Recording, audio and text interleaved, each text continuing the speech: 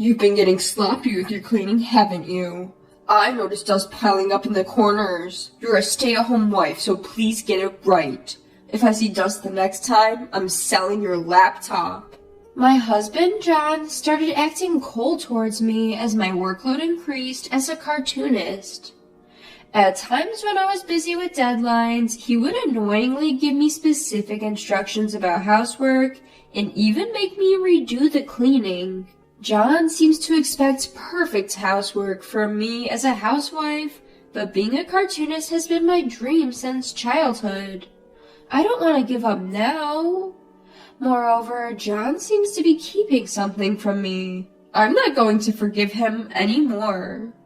I am Anne, 31 years old, a freelance cartoonist. I draw essay-style cartoons and work diligently during the breaks between housework, being a working housewife. John, who's 35, and I registered our marriage 6 years ago on the condition that I would become a full-time housewife. 2 years into our marriage, both of my parents passed away, and we started living in the house I inherited as an only child.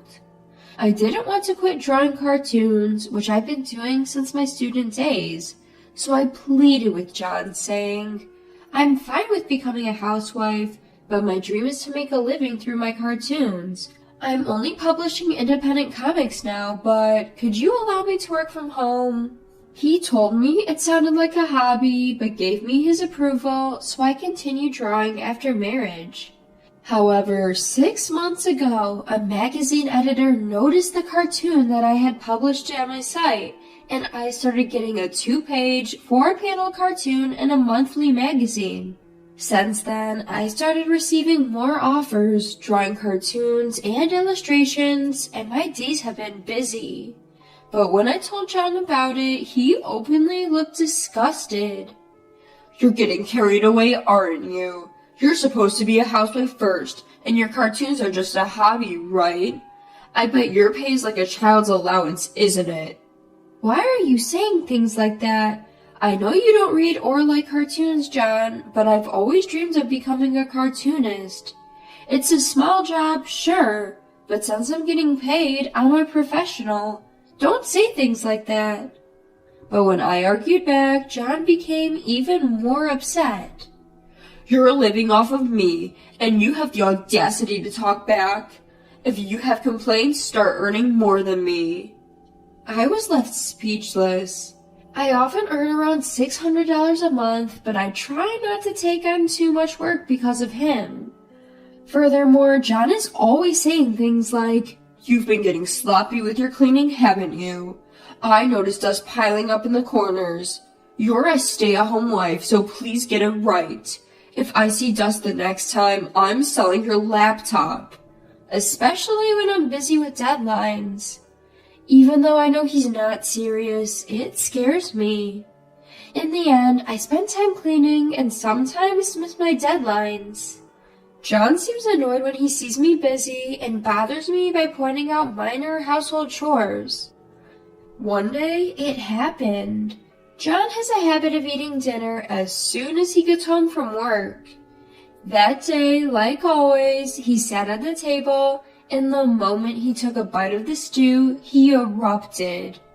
Hey, what's this? The carrot isn't cooked all the way through. Are you messing with me? I come home tired and this is what you serve your husband? I had been zoning out after meeting a deadline, but John's outburst startled me, and I turned to face him. At that moment, John grabbed the beer-filled glass in front of him and splashed it over me. I was stunned. I never thought I would ever get beer splashed on me in my life.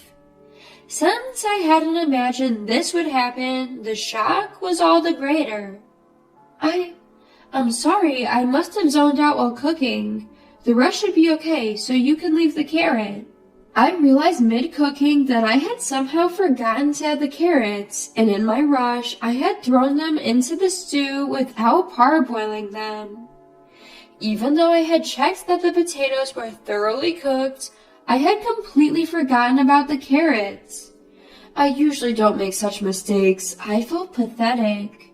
It seems that John could not forgive this mistake more than I had thought. It's the worst to have a housewife who can't even do household chores properly. I shouldn't have married you.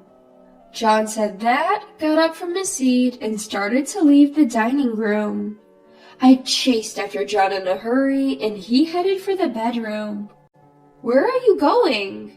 I'm leaving the house until you reflect on what you've done. What?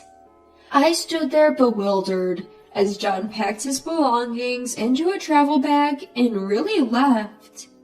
I chased after him, but when John got to the nearest station, he got into a taxi and went somewhere.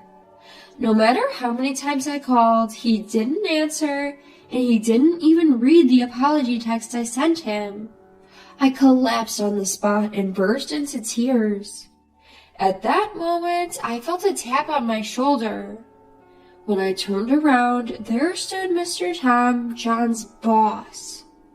In fact, I used to work at the same company as John until we got married. Mr. Tom was my boss, and he had enthusiastically trained me when I first joined the company. Mr. Tom? I've become a section manager now. It's been a while, hasn't it? Since your wedding? Why are you crying? You smell like alcohol. Did you go drinking with your apron? Hello. I'm embarrassed to say this, but I had a fight with John. Ah, that guy. He can be condescending sometimes. It's bearable when he's a bit annoying at work, but I bet living together as a married couple, it's irritating, right? Mr. Tom said that and gave me a bright, cheerful smile. How many times had this smile saved me when I made a mistake at work in the past? Mr. Tom and I decided to stop by a nearby diner to chat. So, why were you crying? Well, it's my fault. I messed up with the cooking today. I tried to make a stew, but the carrots weren't cooked well, and I upset John. Haha, is that it? My wife is pretty much the same. When things like this happen, we just accept it as it is. Getting angry won't do any good, you know? I like that perspective. As I said this, a smile broke out as we talked. So, you two didn't have a fight when drinking out then? No, the reason I smell of beer is because John got angry about the cooking and splashed beer on me. I ran to the train station thinking I had dried off, but I still smelled, don't I? I took a sniff of my clothes. Even if you're told you smell of alcohol, it's hard to tell for sure yourself. What? He splashed beer over you just because you messed up a little with the cooking? That John, something's not right with him. I didn't like the guy from the start, but I can't believe he'd do such a thing to his wife. Mr. Tom was genuinely angry, as if he'd been the one who had beer splashed on him. That somehow made me happy. So, why did you come to this station? You must have run all the way here in your apron. Is it another John-related issue? Yeah, John acted weird, called me a lazy wife, and left the house saying he wouldn't come back until I reflected on my actions. I chased after him and ended up here at the station, but he took a cab and just left. I was at a loss. Mr. Tom's face, which had been angry until now, suddenly became stiff. After a moment of silence, he said, I can't tell you right now, but I have a bad feeling about this. I'll do some digging on John, too. And there might be something John left behind at home. You might want to look around. I didn't understand what he meant, but I nodded and we disbanded for the day. Mr. Tom escorted me home. Following Mr. Tom's advice, I checked John's often-used shelves and rummaged through John's clothes, where I found a hotel points card in the pocket of his pants. The card showed it had been used quite recently, around noon on a Saturday when he claimed he had to work. This led me to be sure that John was cheating on me, and I suddenly remembered something I had completely forgotten. It was something we talked about before getting married. We had agreed it would be handy if we could locate each other's phones using GPS in case one of us lost ours. We researched together and installed a special app for locating devices, which I had completely forgotten about. I launched the app and entered the password and discovered that John was in a rather surprising place. He was at a famous tourist spot. It was a well-known dating spot, and I couldn't imagine he would go there all alone. I assumed that John was on a trip with his mistress and decided to act on that assumption. The next day, I called the company and asked to speak to Mr. Tom. Mr. Tom, thank you for yesterday. No problem. Was there something? Is it possible that John didn't come to work today? Mr. Tom was silent for a while, but after letting out a long sigh, he said, Yes. He's on a paid leave for the next 4 days. I thought as much. I don't like to say it, but he's probably... Yes, I understand, but this gives me some clarity. Thank you. After hanging up, I made a resolution and left the house. I had been thinking about it. If John ever betrayed me, this is what I would do. After finishing my task, I called another person. Hello, it's been a while. The person on the other end spoke to me in a bright voice, but as soon as I started talking about John, they sided with me. I hung up the phone feeling reassured, believing that things would surely move in a favorable direction. The next day, along with some people, I went to the location indicated by John's smartphone GPS. It was right inside a resort hotel near a famous tourist spot. Right now, he seemed to be outside the hotel, with the GPS indicating he was near the beach. John turned pale the moment he saw my face. With a smirk, I aimed my phone at John and rapidly clicked pictures. To get a two-shot with the girl in her early 20s standing next to him. By the way, I had been taking photos since 30 minutes ago when John was applying suntan oil to this woman in a bikini. I let him swim until I could get definite proof that John was cheating. Perhaps because of their liberating environment or their minds were utterly clear, they were kissing in public. I felt no shock, perhaps because my patience had run out. Rather, I was grateful that they provided such good evidence. What surprised John and turned him pale wasn't just because he saw my face. Behind me there were my in-laws, both casting stern glances at John. What's going on, John? As I approached with a smile, John, flustered, stumbled in the sand and fell on his rear end. Seeing this, my mother-in-law heaved a sigh. How pathetic, even for my own son. And who might this lady be? You abandoned your wife, and what are you up to? But it's because this woman doesn't do any housework. John hastily pointed at me and blamed me. Oh, is it correct to say she does absolutely nothing? Even if she occasionally skips cleaning, she does laundry, cooking, and dishes every day, doesn't she? Even I sometimes skip cleaning, and I dislike laundry so much, I leave it to your father at times. That's because you had a part-time job, isn't it? It's different with this woman. She's a stay-at-home wife who just spends her time drawing and playing. Why can't she at least properly do housework? At John's words, my father-in-law was enraged. You don't understand anything. Even the people around us were startled and focused on us. Some seems like they might point their smartphone cameras at us. Why don't we discuss this in a more appropriate setting? Everyone agreed with my suggestion, and my in-laws and I went ahead to a nearby restaurant. John and the woman he was cheating with, Mary, changed from their swimsuits to casual clothes and met up with us, and the 5 of us sat down together. We started by hearing John's side of the story. I wanted Anne to be a stay-at-home wife, but she started this useless hobby of drawing cartoons and neglected the housework. When she won't do as I say, it's natural that I would look for the next candidate for a wife. The one to retort to that was Mary.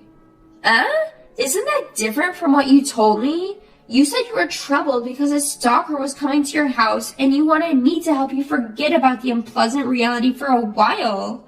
I suggested that you should report to the police, but you said that it was only a matter of time until the stalker would be caught. Knowing you had a wife, I wouldn't have dated you.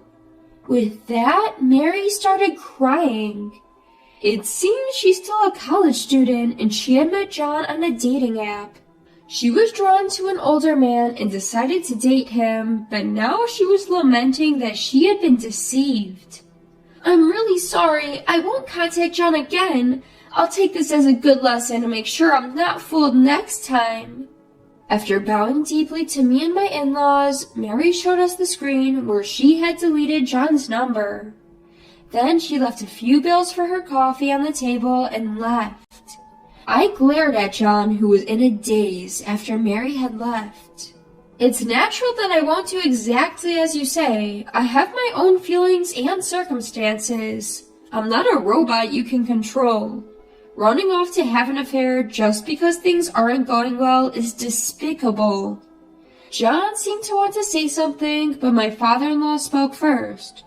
You still seem dissatisfied, huh? But I'm the one who's earning and feeding Anne, aren't I? Anne should respect me as the breadwinner. John was shaking with anger, but my father-in-law spoke to him calmly. You're still just like a child. Just because things aren't going your way, you're throwing tantrums just like a toddler. Accept Anne's wishes as they are. There's nothing more for us to tell you. His in-laws then got up, took the check, and headed to the register. John and I were left alone, and I too had nothing more to say to him. John, I've been offered a serial comic strip in a magazine. John, who was a complete change from before, looked at me with a startled expression. Congratulations. So, I can no longer be the stay-at-home wife you want. I'm sorry. I'm tired of being with you, John. I want a divorce. I'm sorry. It was all my fault. You can draw as many comics as you want. I'll help with the housework too. I won't say arrogant things anymore. John pleaded with tears in his eyes, but I averted my gaze from him. I didn't want to see any more of my husband's pathetic figure. I'm sorry, but that's not the problem anymore. You were looking down on me, weren't you? I thought marriage was about equal standing, but you were different, John. You thought you were superior because you were working and providing for me, right?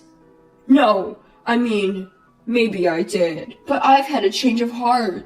I promise I won't make you suffer anymore. So don't say we should break up.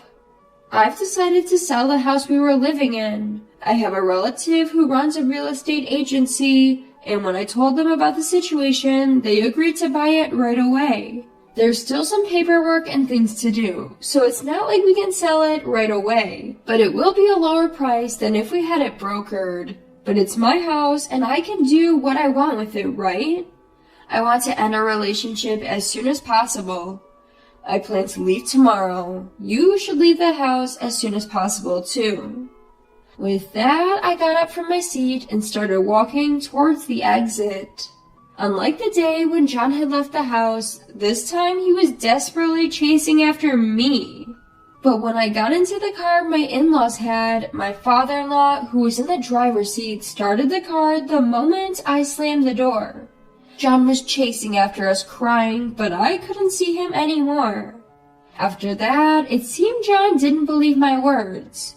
When he returned from his trip and saw the house with all my belongings gone, he called me crying. Out of pity, I answered the phone one last time. Why did you sell the house? It was our house, wasn't it? Why are you saying such absurd things? It's the house I inherited from my parents, remember? Then I should have rights to it too, right? Actually, there are no rights to inherited property for a spouse. If you understand, get out of the house as soon as possible, and expect a call from the lawyer about alimony and the divorce. Don't run away, okay? I said what I wanted to say and hung up the phone. After that, it seems John was scolded by Mr. Tom for taking paid vacation to go on a trip with his mistress. There's no need to give a reason for taking paid vacation, but it seems he was harshly questioned for betraying his wife to go on a trip. It seems he is having a tough time being looked down on by his coworkers and feeling uncomfortable every day. And his in-laws have also abandoned John. John tried to return to his in-laws' house, but they refused him. After paying alimony, John had drained his savings and started to accumulate debt. He's now living alone in a cheap apartment, incapable of properly managing household chores, and seems to be leading a disordered life. I heard about this later from Mr. Tom, but I felt nothing. As for me, I moved into a neat studio apartment and am hard at work on the draft for my serialized comic strip. It's an anthology-style comic, and I'm gathering and using various people's stories as references. The next story I'm planning to draw is themed around a husband's infidelity, and I'm considering using John as a material.